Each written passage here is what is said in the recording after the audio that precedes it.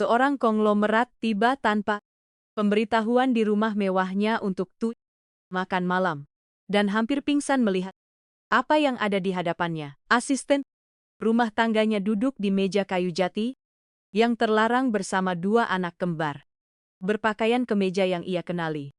Sebagai miliknya sedang berdoa sebelum makan.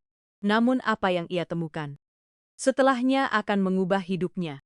Selamat, sahabat-sahabat hati yang terluka yang terkasih, terima kasih telah hadir kembali bersama kami atas kasih sayang dan dukungan kalian yang selalu ada. Jika ini pertama kalinya kamu menonton channel ini, aku mengundang kamu dari lubuk hati untuk subscribe agar tidak ketinggalan kisah-kisah yang menyentuh jiwa dan mengubah kehidupan. Dan ceritakan padaku, dari mana kamu menyaksikan kami hari ini? Aku sangat ingin mengetahuinya di kolom komentar. Keheningan, rumah mewah.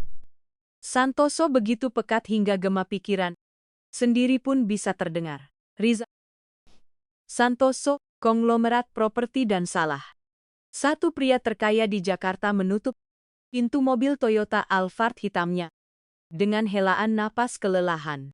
Saat itu, pukul malam di hari Rabu yang biasa, ia meninggalkan kantor 3 jam lebih awal dari biasanya karena nyeri tajam di dada memaksanya untuk segera menemui dokter spesialis jantung. Stres. Fajar dengan senyum profesional yang tidak sampai ke matanya. Bapak perlu istirahat, Pak Rizal. Bapak butuh kehidupan di luar pekerjaan. Rizal mengangguk sambil memikirkan betapa kosongnya rumahnya, betapa kosongnya hidupnya sejak Mariam istrinya meninggal saat melahirkan 2 tahun lalu. Si kembar tidak selamat, atau begitulah yang dikatakan orang kepadanya. Ia mengendurkan dasi sutranya sambil melintasi lobi berlantai marmer. Rumah mewah seluas Sultan Metros Quartar itu terasa seperti makam. 2 kamar hanya untuk seorang pria. Ia mempekerjakan pembantu yang bergerak seperti bayangan, menjalankan tugas mereka tanpa suara, tanpa mengganggu sang tuan. Terutama Siti, asisten rumah tangga muda berusia 22 tahun yang sudah bekerja di sana selama fase bulan. Siti berbeda. Ada sesuatu di matanya. Kesedihan lama yang Rizal kenali karena ia melihatnya terpantul di cerminnya sendiri setiap pagi. Ia efisien, pendiam, hampir tak terlihat sempurna untuk sebuah rumah di mana tidak ada yang ingin merasakan apapun. Rizal menuju dapur mencari air. Ia tidak lapar, tidak pernah lapar. Tetapi dokter telah mendesak untuk Makan sesuatu. Saat itulah ia mendengar suara anak-anak jantungnya berhenti. Ia mengikuti suara itu seperti orang yang sedang dalam kesurupan. Langkahnya membawanya ke ruang makan utama. Ruangan yang tidak pernah ia gunakan selama 2 tahun. Sama di mana Mariam telah merencanakan makan malam keluarga yang tidak pernah terjadi. Pintu itu terbuka. Sedikit cahaya hangat menyaring melalui celahnya. Rizal mendorong pintu perlahan, dan apa yang ia lihat membuat napasnya tercabut dari paru-parunya. Siti, asisten rumah tangganya duduk di meja kayu jatinya, meja yang hanya diduduki oleh tamu kehormatan dan mitra bisnis jutawan. Dan ia tidak sendirian. Di setiap sisinya ada seorang anak, 2 anak kembar yang identik berusia sekitar 2 tahun. Mereka mengenakan kemeja kecil berwarna biru yang terasa tidak asing bagi Rizal. Ketiganya menautkan tangan, membentuk lingkaran. Kepala mereka tertunduk. Siti berdoa dengan suara sah. Alhamdulillah ya, Allah atas terima kasih atas meja ini. Terima kasih telah memberi kami atap malam ini. Anak-anak dengan mata mereka yang terpejam kuat mengulang amin.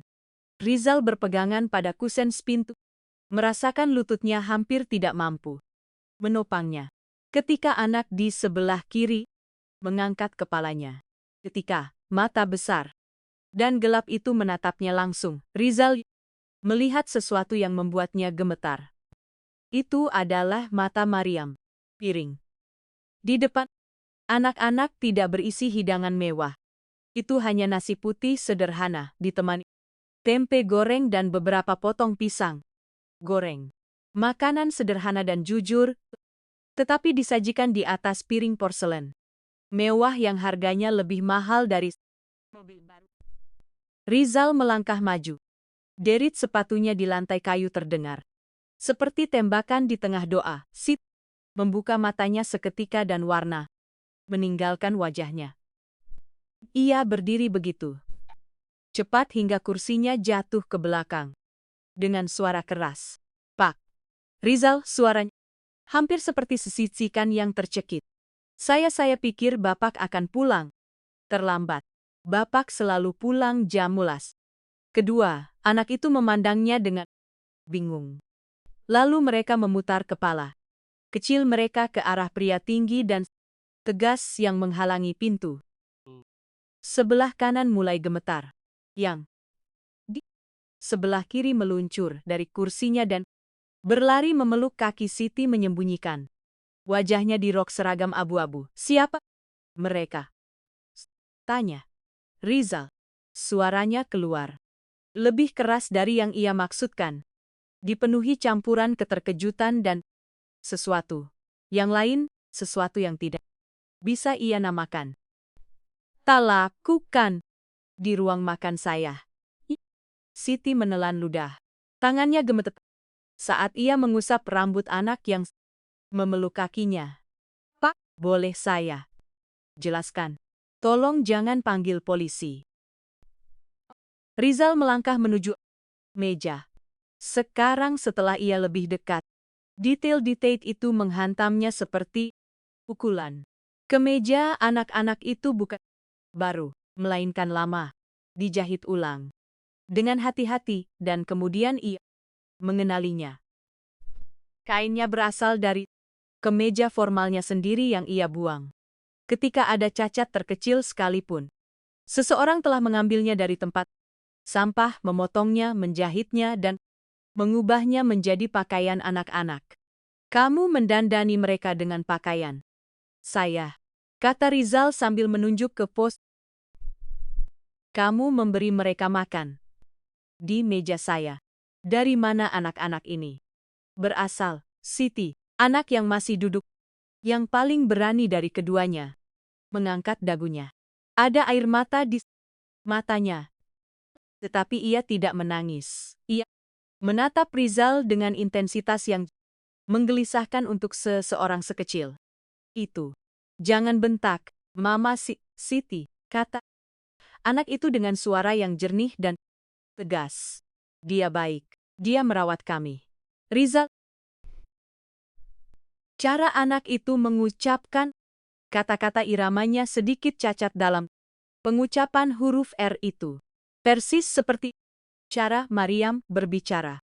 Istrinya memiliki keistimewaan kecil yang menggemaskan. Itu. Sedikit peluh yang menurutnya sang minawan.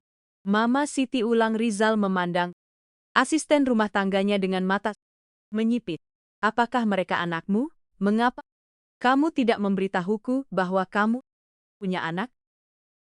Siti menggelengkan kepalanya dengan sungguh-sungguh.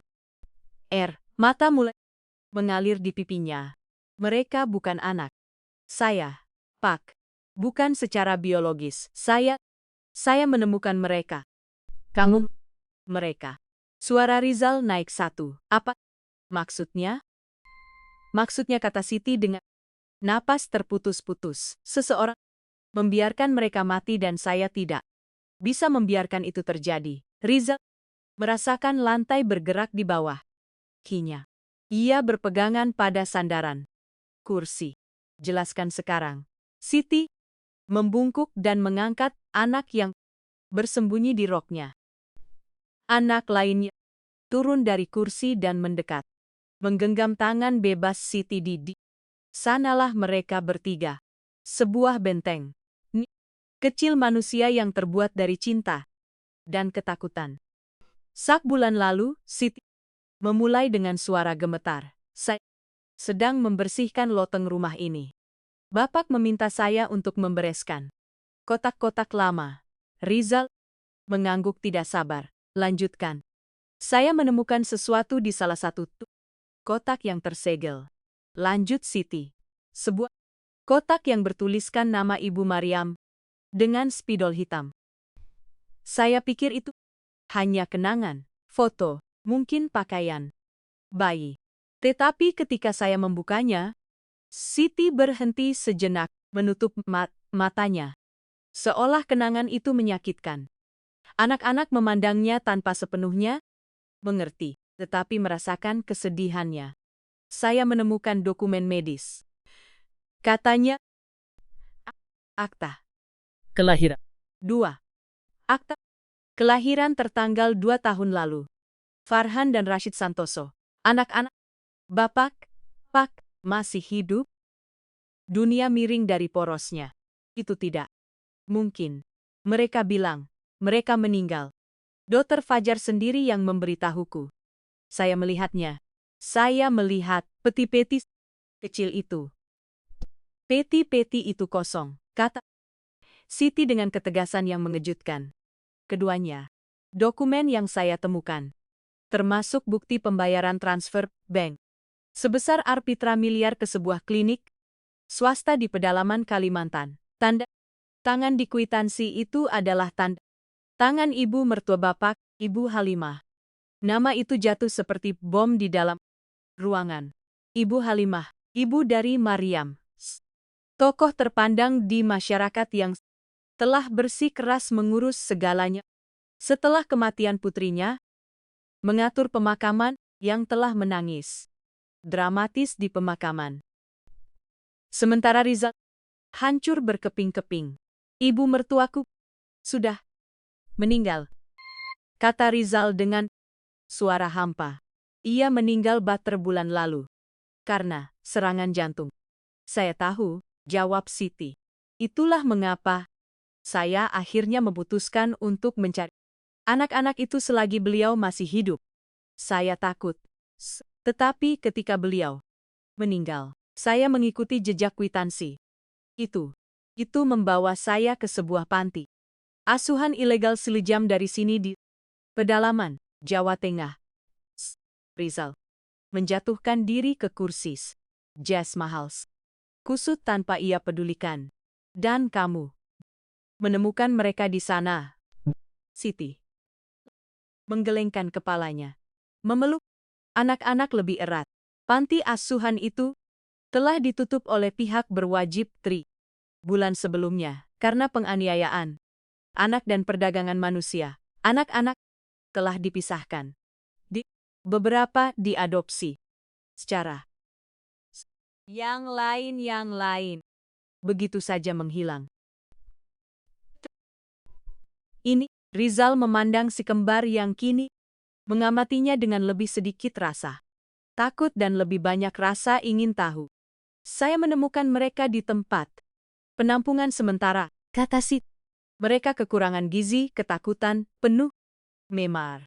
Tidak ada yang mau mengambil mereka karena mereka berdua, karena mereka sulit, karena mereka menangis di malam hari.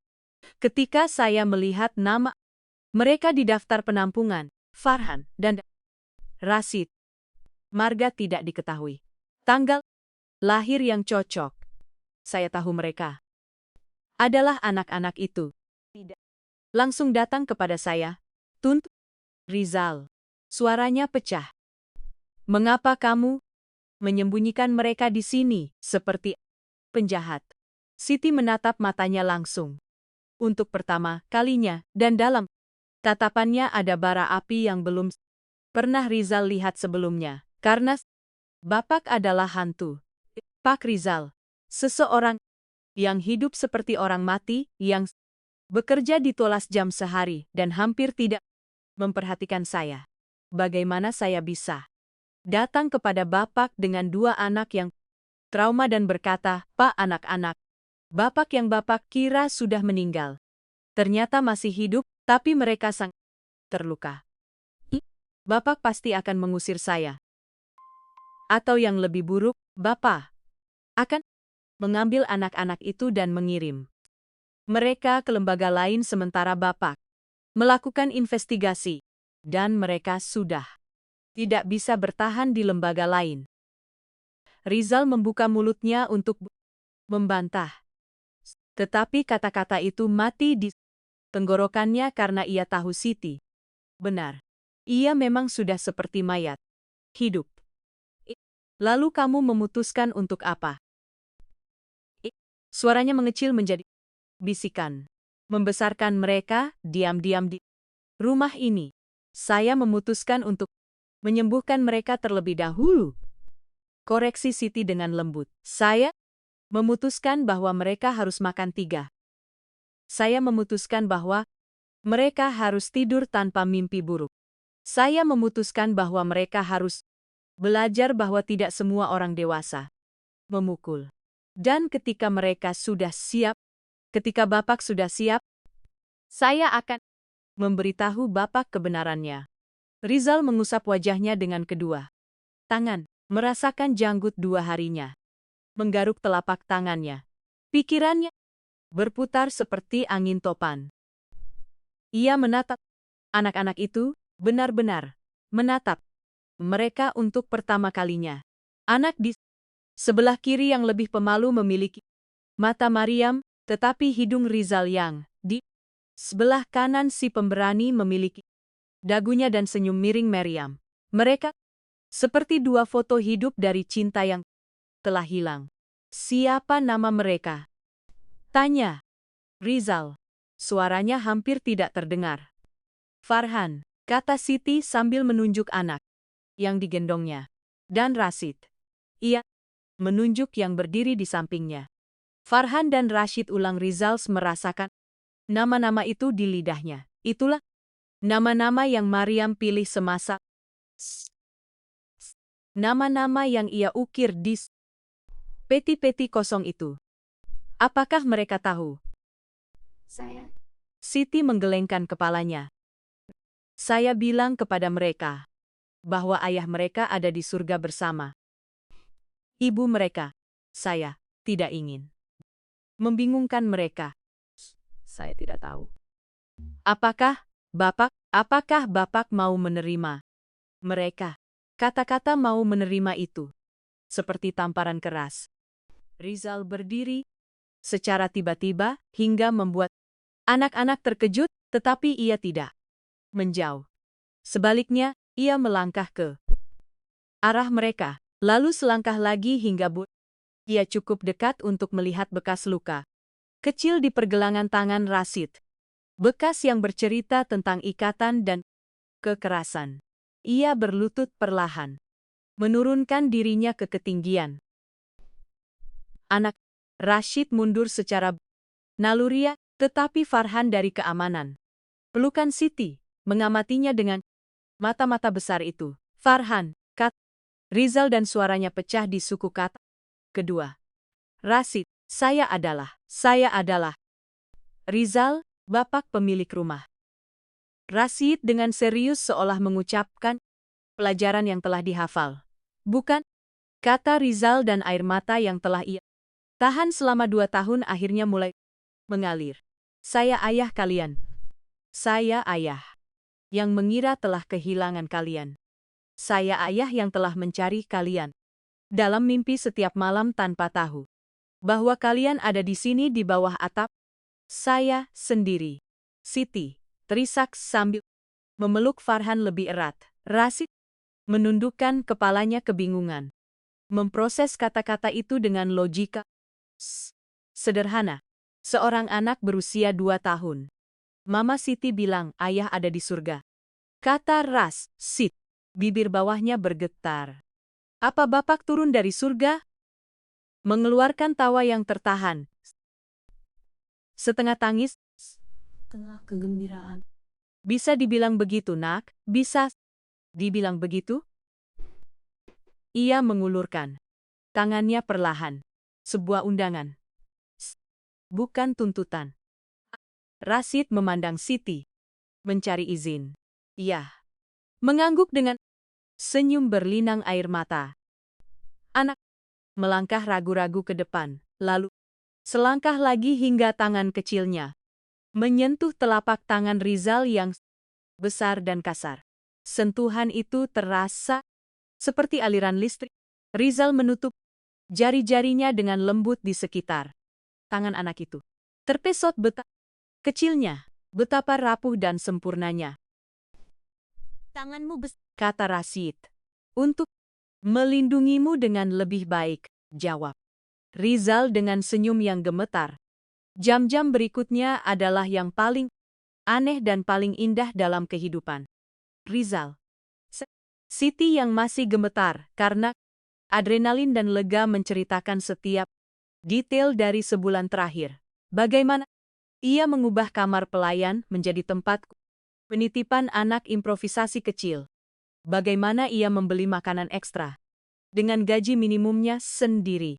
Bagaimana ia mengajarkan kata-kata warna lagu semuanya secara rahasia, sementara Rizal bekerja atau tidur di kamarnya di sisi lain rumah mewah itu. Mengapa hari ini? Tanya Sizal sambil mengamati anak-anak menghabiskan makan malam. Memutuskan membawa mereka ke ruang makan utama hari ini. Siti menundukkan pandangannya dengan malu. Karena hari ini ulang tahun mereka yang kedua dan saya pikir mereka berhak makan malam di meja yang indah sekali. Saja seperti anak-anak normal. Saya tidak tahu Bapak akan pulang lebih. Rizal merasakan nyeri di dadanya, tetapi kali ini bukan karena jantungnya yang sakit, melainkan karena emosi yang murni. Wanita ini yang praktis adalah orang asing, telah mempertaruhkan pekerjaannya, kebebasannya, segalanya untuk memberikan makan malam ulang tahun yang layak bagi anak-anaknya. Siti, kata Rizal dan ia mendongak terkejut dengan nada yang lembut itu. Terima kasih. Terima kasih telah menyelamatkan mereka. Terima kasih telah mencintai mereka ketika saya tidak tahu mereka ada. Ia mengangguk sambil mengelap air matanya dengan punggung tangannya. Mereka mudah untuk dicintai, Pak Rizal. Rizal. Ia mengoreksi. Panggil saya Rizal. Rashid yang telah kehilangan rasa takut awalnya mendekat kembali ke Rizal. Bapak juga tinggal di sini ya? Jawab Rizal dengan senyum. Saya tinggal di sini, dan kalian juga akan tinggal di sini selamanya. Di kamar kecil bersama Mama Siti, tanya Farhan dari kursinya yang sudah sedikit lebih percaya diri. Rizal menggelengkan. Merasakan tekad baru yang menyala tumbuh di dadanya. Tidak di kamar-kamar besar di lantai atas.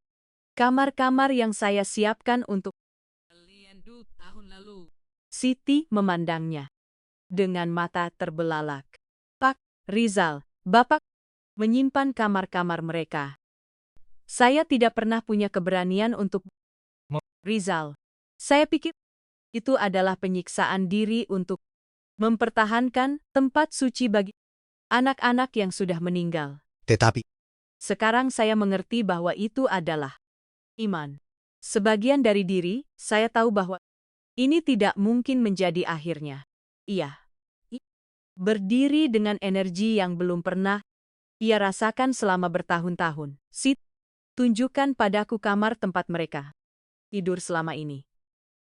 saya ingin melihat.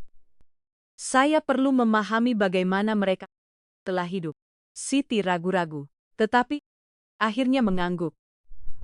Ia menggendong Farhan dan Rashid menggenggam tangan Rizal dengan kepercayaan yang semakin besar saat mereka berjalan melalui koridor marmer menuju sayap pelayan. Ketika Rizal masuk ke kamar pelayan kecil berukuran 3 meter itu, ia merasa sesak napas. Ada kasur tipis di lantai yang ditutupi selimut lama tetapi bersih.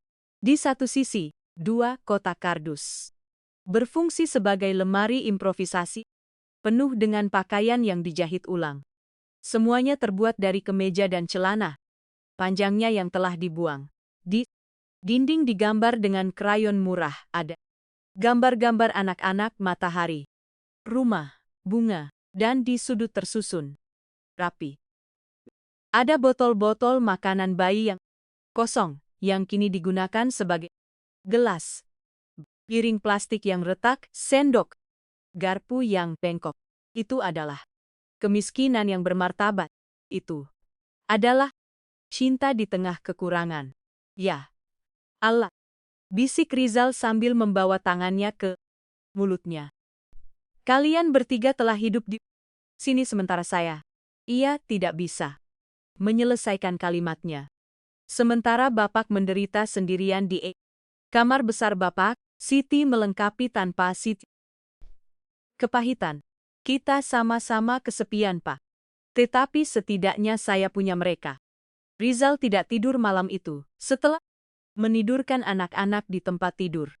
Bayi asli mereka di lantai atas, setelah melihat mereka tertidur, sambil berpegangan pada Siti karena mereka belum sepenuhnya mempercayainya. Ia turun ke kantor pribadinya dan mulai menelepon.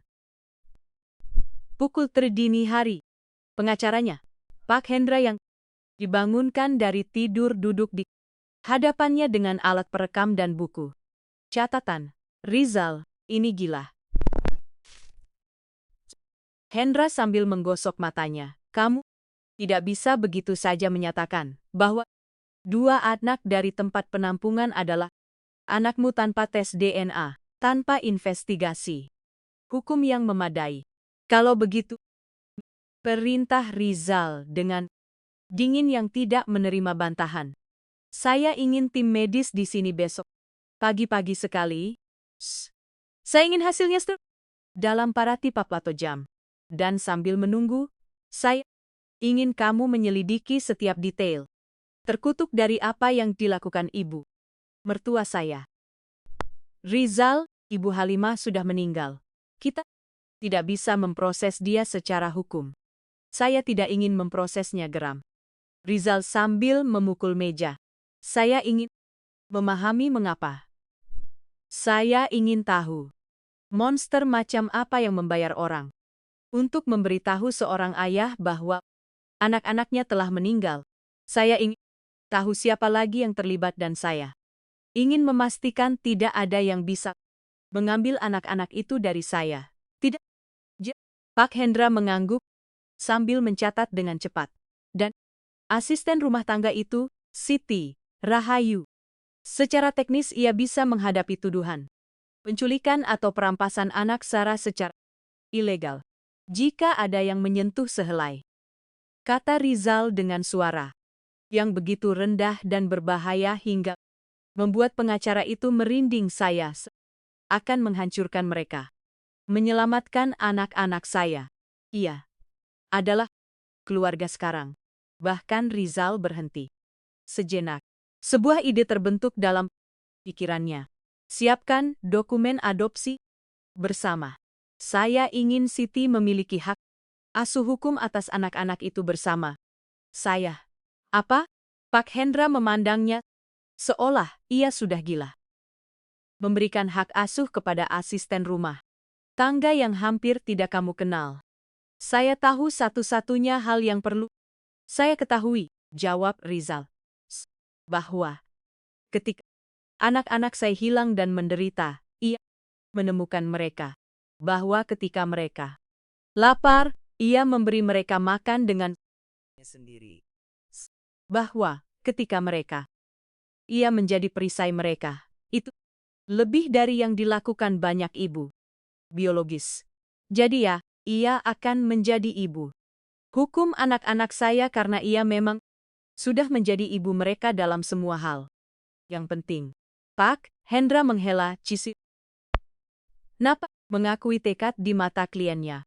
Baiklah, kok saya akan mempersiapkannya. Tetapi Rizal ini akan mengangkat banyak alis di kalangan atas. Berbicara. Biarkan mereka berbicara, kata Rizal. sambil bersandar di kursi kulitnya. Saya telah menghabiskan 2 tahun. Mengkhawatirkan apa yang dipikirkan. Menjaga penampilan menjadi duda. Yang sempurna dan stoi. Dan apa? Hasilnya? Tidak ada. Masih hidup dan menderita sementara saya berpura-pura menjadi pengusaha penting. Sudah cukup, mulai sekarang hanya ada satu hal yang penting bagi saya. Keluarga saya. Saat fajar, ketika matahari mulai menyaring melalui jendela, Rizal menaiki tangga menuju. Ia berhenti di ambang pintu, mengamati pemandangan yang menunggunya. Siti tertidur di kursi di samping tempat tidur bayi. Kepalanya miring dalam sudut yang tidak nyaman. Satu tangan terentang menyentuh selimut. Farhan. Anak-anak tidur nyenyak, napas mereka tersinkronisasi, kepalan kecil. Mereka terkat. Itu adalah gambaran seorang ibu yang kelelahan berjaga atas.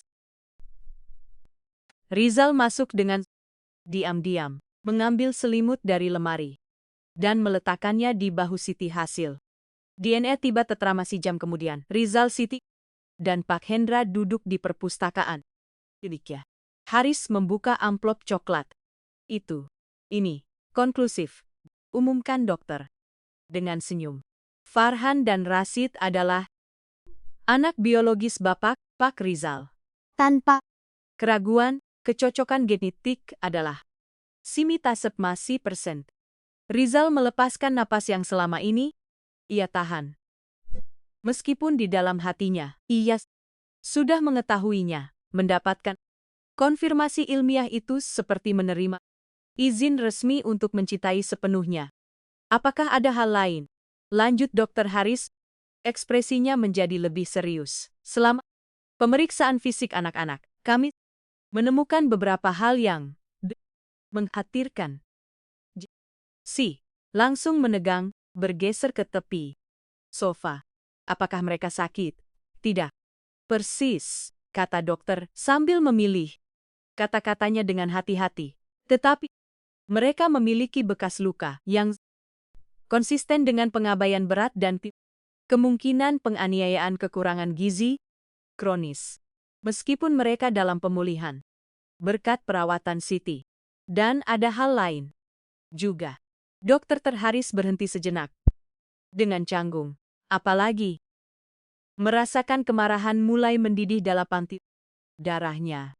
Mereka memiliki bekas luka bakar rokok di telapak kaki mereka. Kata dokter dengan suara pelan. Beberapa bekas luka yang sudah sembuh sejak beberapa bulan lalu. Ini metode hukuman yang kami temukan dalam kasus penganiayaan ekstrem. Siti menutup mulutnya menahan jeritan. Rizal berdiri begitu keras hingga kursinya terjatuh ke belakang. Luka bakar.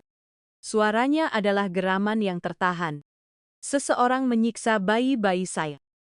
Saya turut berduka, Pak Rizal. Kata dokter. Siapapun yang merawat mereka di panti asuhan ilegal itu tidak memberlakukan mereka dengan baik. Rizal berjalan menuju jendela. Tangannya gemetar karena amarah. Ia memandang ke taman di mana anak-anak bermain di bawah pengawasan pengasuh sementara yang baru berlari mengejar gelembung sabun, tertawa dengan kegembiraan polos, tidak mencerminkan kengerian yang telah pas mereka alami. Kata Rizal. saya ingin kamu Menemukan setiap orang yang bekerja di panti asuhan itu, setiap satu dari mereka. Saya ingin tahu siapa yang menyentuh anak-anak saya dan saya ingin menghancurkan mereka. Rizal, peringat pengacara itu.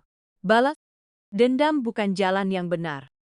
Kita bisa terjerat masalah hukum. Saya tidak peduli, kata Rizal, akhirnya sambil berbalik. Matanya merah tetapi kering. Penuh dengan tekad yang dingin dan mematikan. Selama 2 tahun saya menangisi anak-anak yang saya kira telah meninggal. Sekarang saya menemukan bahwa mereka tidak hanya masih hidup, tetapi mereka sedang disiksa. Seseorang harus membayar untuk itu. Siti bangkit dan berjalan ke arahnya, meletakkan tangan lembut di lengannya. Rizal, yang dibutuhkan anak-anak sekarang bukan balas dendam. Mereka butuh stabilitas. Mereka butuh cinta. Mereka perlu tahu bahwa masa lalu sudah berlalu. Rizal memandangnya, melihat kebijaksanaan di mata mudanya. Bagaimana kamu bisa begitu tenang? Kamu juga melihat bekas luka itu. Kamulah yang menyelamatkan mereka. Justru karena itulah, jawab Siti. Karena saya melihat mereka di saat terburuk mereka dan saya telah melihat mereka sembuh. Saya melihat bagaimana mimpi buruk berkurang setiap malam. Bagaimana senyum mereka semakin sering muncul. Bagaimana mereka belajar bahwa tidak semua orang dewasa itu berbahaya. Jika kita sekarang dipenuhi kebencian, mereka akan menyerap kemarahan kita dan itu akan memperlambat penyembuhan mereka. Seminggu kemudian, Rizal mengadakan pertemuan keluarga. Ia, Siti, dan anak-anak duduk di ruang keluarga yang kini telah diubah menjadi ruang yang nyaman dengan mainan, krayon, dan gambar-gambar yang ditempel di dinding. Farhan, Rashid, Rizal, sambil berlutut di hadapan mereka. Ayah, perlu bicara tentang sesuatu yang... Anak-anak yang kini sudah memanggil ayah Rizal dengan lebih alami. Setiap harinya memandangnya dengan penuh perhatian. Mama, Siti yang menyelamatkan. Ayah, kata Farhan dengan suara kecilnya yang lembut. Dia baik. Ayah tahu, nak. Jawab Rizal dengan senyum. Dan ayah ingin bertanya sesuatu kepada kalian. Apakah kalian mau Mama Si tinggal bersama kita selamanya? Tinggal di sini sebagai bagian dari keluarga kita, bukan sebagai pembantu, tetapi sebagai ibu. Mau? Teriak Rashid sambil melompat kegirangan. Mau. Farhan mengangguk dengan bersemangat. Berlari memeluk kaki Siti. Jangan pergi. Mama Siti, tetaplah di sini. Siti memiliki air mata yang mengalir di pipinya. Rizal, kamu tidak bisa melakukan ini. Ini terlalu banyak. Saya hanya seorang. Kamu adalah ibu dari... Rizal Motsisam dengan tegas. Bukan karena biologi, tetapi karena pilihan, karena pengorbanan, karena cinta. Dan jika kamu setuju, saya ingin menjadikanmu wali hukum bersama saya. Saya ingin kita menjadi keluarga yang sesungguhnya. Si memandangnya dengan terkejut. Apakah kamu yakin keluargamu, teman-temanmu, kalangan atas akan berpikir bahwa saya memanfaatkanmu? Biarkan mereka berpikir apa yang mereka mau, kata Rizal. Saya menghabiskan tahun membiarkan pendapat orang lain mengendalikan hidup saya. Ibu mertua. Saya menentukan nasib anak-anak saya berdasarkan apa yang akan dikatakan teman-teman arisannya. Tidak lagi, mulai sekarang hanya satu hal yang penting. Apa yang terbaik untuk anak-anak ini dan yang terbaik untuk mereka adalah memilikimu. Siti menutup matanya sambil menarik napas dalam. Ketika ia membukanya ada tekad baru dalam tatapannya. Baiklah ya. Saya akan tinggal tetapi dengan satu syarat. Apa itu? Tanya Rizal. Kita terus makan malam bersama di ruang makan utama. Setiap malam. Katanya, dengan senyum kecil. Tidak peduli seberapa sibuk kamu, anak-anak membutuhkan rutinitas. Itu. Mereka perlu tahu bahwa di penghujung hari keluarga mereka akan selalu ada. Rizal mengulurkan tangannya. Setuju. Siti menjabat tangannya dan dalam jabatan tangan itu, mereka menyegel sebuah perjanjian yang akan mengubah kehidupan mereka. Bulan-bulan berikutnya adalah masa adaptasi dan penyembuhan. Rizal mengurangi jam kerjanya secara drastis, mendelegasikan tanggung jawab, agar bisa pulang ke rumah pukul sore setiap hari. Siti mendaftar kelas malam untuk menyelesaikan pendidikan menengahnya. Dengan Rizal menanggung semua biaya dan menyewa pengasuh ketika ia belajar. Anak-anak berkembang pesat, mimpi buruk berkurang. Bekas luka fisik tetap ada, tetapi yang emosional mulai sembuh. Mereka belajar tertawa tanpa rasa takut. Mereka belajar bahwa mereka boleh meninggalkan makanan di piring tanpa dihukum. Mereka belajar bahwa orang dewasa bisa menjadi tempat yang aman. Dan Rizal belajar pelajaran terpenting dari semuanya. Bahwa keluarga tidak didefinisikan oleh darah, tetapi oleh siapa yang bersedia untuk tetap tinggal ketika segalanya runtuh. Setelah penemuan itu, pada suatu sore yang hujan di bulan November, Rashid mendekati Rizal di kantornya. Anak itu yang kini lebih percaya diri dan banyak bicara, memanjat pangkuannya tanpa meminta izin. Sesuatu yang telah ia pelajari bahwa itu diperbolehkan. Ayah Rizal, kata Rashid, sambil bermain dengan pulpen ayahnya. Kenapa ayah tidak bersama kami waktu kami masih bayi? Pertanyaan yang begitu polos dan langsung itu menghantam dada Rizal. Ia telah menunggu momen ini, menakuti momen ini. Ia memandang Siti yang berdiri di pintu bersama Farhan sambil bergandengan.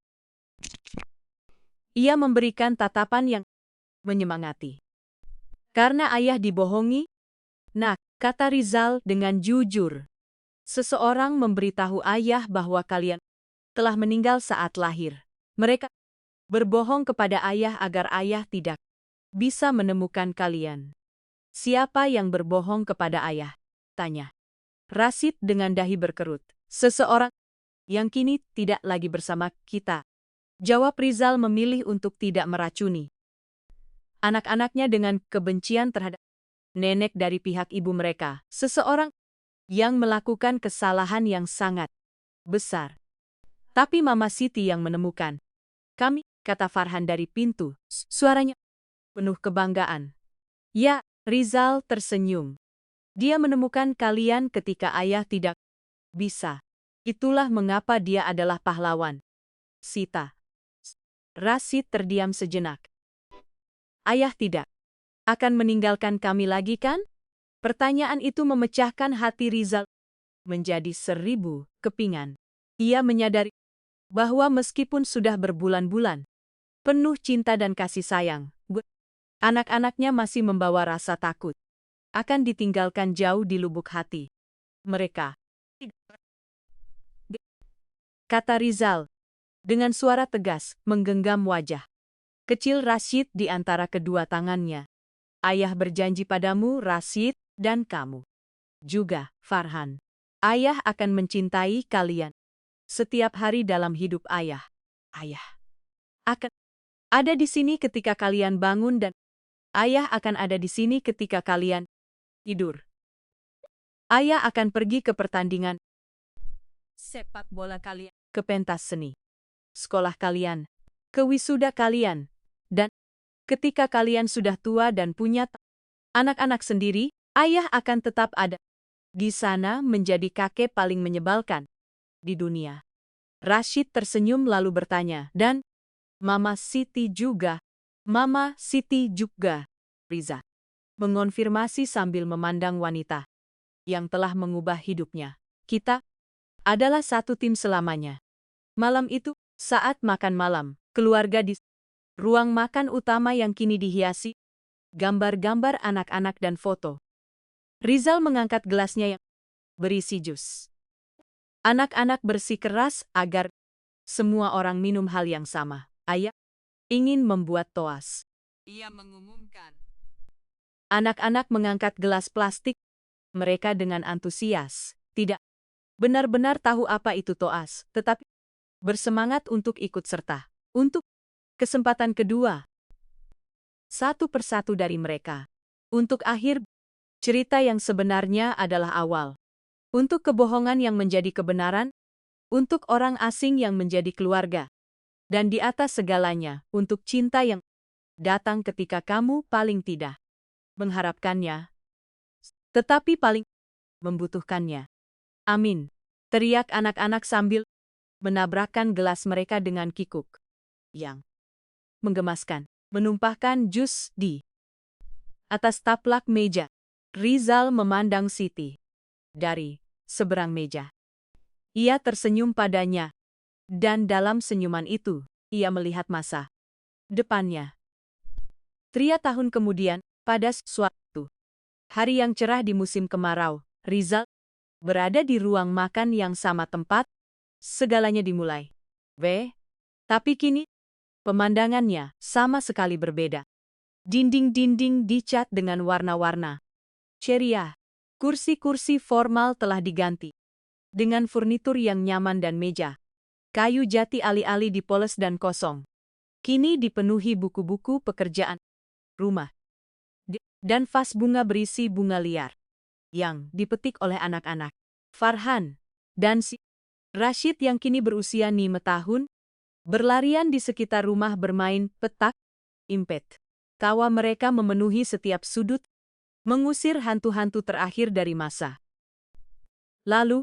Siti yang kini secara hukum menyandang nama Santoso setelah adopsi resmi yang Rizal desak untuk dilakukan, masuk membawa nampan. Kali ini bukan nasi putih dan tempe, melainkan kue ulang tahun coklat buatan sendiri yang sedikit miring dihias dengan kelucuan yang penuh kasih sayang. Untuk merayakan, katanya dengan senyum. Malu-malu. Merayakan apa? Tanya Rizal sambil merangkulnya di pinggang.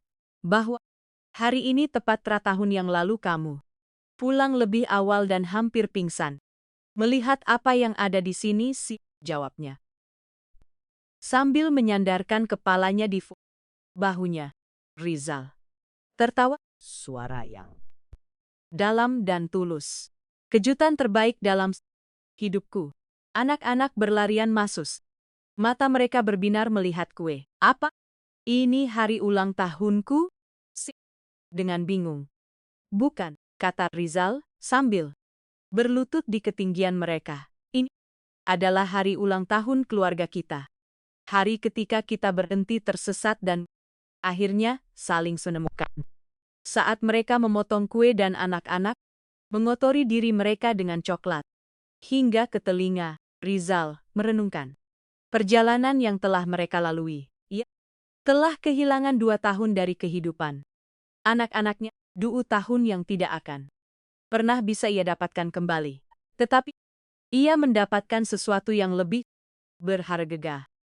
Pemahaman bahwa keluarga bukanlah yang sempurna, melainkan yang malam itu, setelah menidurkan anak-anak, Rizal berdiri di tempat yang sama di mana ia berdiri 3 tahun lalu. Tempat di mana hidupnya hancur, berkeping-keping dan kemudian dibangun kembali menjadi sesuatu yang lebih baik. Siti mendekat dan menggenggam tangannya. Kamu sedang memikirkan apa? Tentang bagaimana ibu mertuaku mencoba menghancurkan anak-anakku karena ia pikir mereka adalah aib, kata Rizal, yang membayar untuk membuat mereka menghilang. Karena mereka tidak sesuai dengan visinya tentang kesempurnaan dan pada akhirnya mereka selamat. Mereka tidak hanya selamat, mereka berkembang pesat. Karena cinta selalu lebih kuat dari kebencian. Dan, apa yang kamu pelajari? Tanya Siti. Ya, dengan lembut. Rizal memandangnya lalu, memandang ke arah tangga di mana anak-anaknya tidur dengan aman dicintai. Dalam kedamaian, aku belajar bahwa apa yang kita kira hilang terkadang hanya tersembunyi, menunggu untuk ditemukan. oleh seseorang dengan cukup cinta untuk mencarinya. Aku belajar bahwa kekayaan materi tidak ada artinya jika hatimu kosong. Dan aku belajar bahwa keluarga yang paling kuat bukan yang terlihat sempurna dari luar, melainkan yang tetap bersatu dari dalam. Tidak peduli berapa kali dunia mencoba untuk memisahkan mereka. Sahabat-sahabat hati yang terluka yang terkasih. Ini meninggalkan pelajaran yang mendalam bagi kita. Terkadang berkah datang menyamar sebagai gangguan. Rizal berpikir hidupnya telah bahwa tidak ada apa-apa lagi selain pekerjaan dan rasa sakit, tetapi sebuah makan malam yang ditemukan secara kebetulan mengembalikan semua yang ia kira telah hilang. Berapa kali kita menghakimi orang berdasarkan posisi atau penampilan mereka tanpa melihat besarnya hati mereka?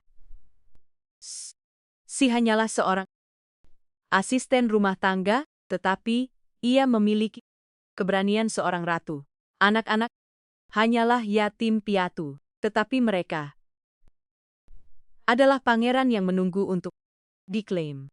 Sekarang saya ingin bertanya sesuatu untuk direnungkan. Berkat terselubung apa yang mungkin sedang menunggumu dalam kehidupanmu sendiri?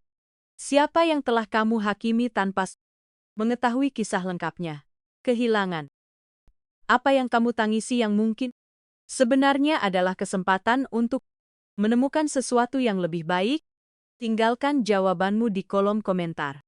Saya sangat suka membaca renungan kalian dan belajar dari pengalaman kalian. Jika kisah ini menyentuh hatimu, saya mohon dengan sepenuh hati agar kamu menekan like dan subscribe ke channel kami yang terluka untuk terus berbagi kisah-kisah yang menginspirasi, yang menyembuhkan, dan yang mengingatkan kita bahwa selalu ada harapan bahkan di saat-saat yang paling gelap sekalipun. Terima kasih telah hadir di sini atas hatimu yang terbuka. Sampai jumpa di kisah berikutnya dengan penuh kasih sayang, hati yang terluka. Ya.